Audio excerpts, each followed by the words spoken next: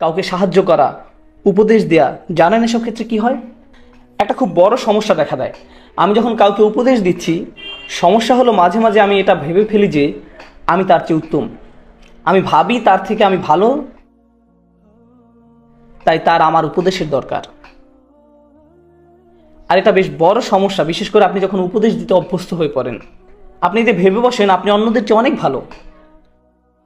শুনুন, আমার কাছে এই মাইক আছে, 18টা ক্যামেরাম্যান আমার দিকে ক্যামেরা তাক করে রেখেছে, কিন্তু এসবের কোনো মূল্য আমার কাছে নেই। আমি কোনো অংশে আপনাদের চেয়ে উত্তম নই, আর আপনিও আমার চেয়ে উত্তম নন।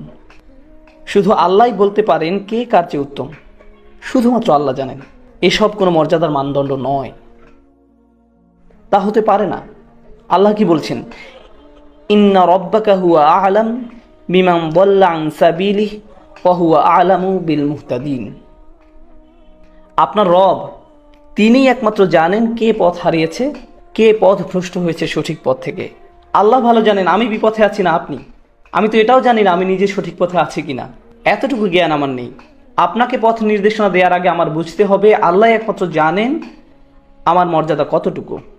আল্লাহ একমাত্র জানেন আমার মর্যাদা কতটুকু, আমার আসল অবস্থান কোথায়। তো আমাকে আল্লাহর সামনে নত থাকতে হবে অন্য কাউকে উপদেশ দেওয়ার আগে। আমি কখনো বলি না সুবহানাল্লাহ, এই লোকগুলো পুরোপুরি বিভ্রান্তির মধ্যে আছে, আমার এদেরকে সাহায্য করতে হবে। এটা ভাববার আগে একটু থামুন, আমি তো নিজের অবস্থান কোথায় তাও জানি না। আর দ্বিতীয়ত, যখন কাউকে উপদেশ দিচ্ছেন অথচ তারা আপনার কথা শুনছে না, তারা সেভাবে পরিবর্তিত হচ্ছে না যেভাবে আপনি চাইছেন, তাদের কোনো রূপান্তর দেখা যাচ্ছে না, এর মানে কিন্তু এই না যে তারা পথভ্রষ্ট। হয়তো কোনো বীজ বেড়ে উঠছে কিন্তু আপনি তা দেখতে পাচ্ছেন না। তবে আল্লাহ জানেন ভিতরে কি হচ্ছে, আমরা শুধু জানি বাহিরে কি হচ্ছে। আর বাহিরেরটা দেখি আমরা অধৈর্য হয়ে পড়ি, আর ভিতরে কি হচ্ছে সে ব্যাপারে কোনো খেয়াল করি না।